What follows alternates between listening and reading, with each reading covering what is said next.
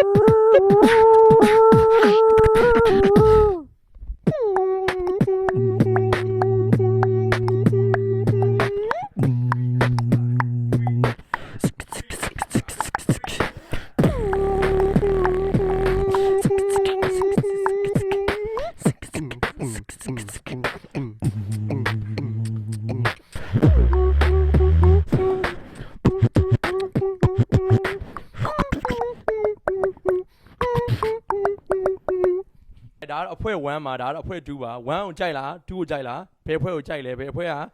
winner ပေးမလဲဆိုတော့ comment မှာမှန်းခဲ့လို့ရပါတယ်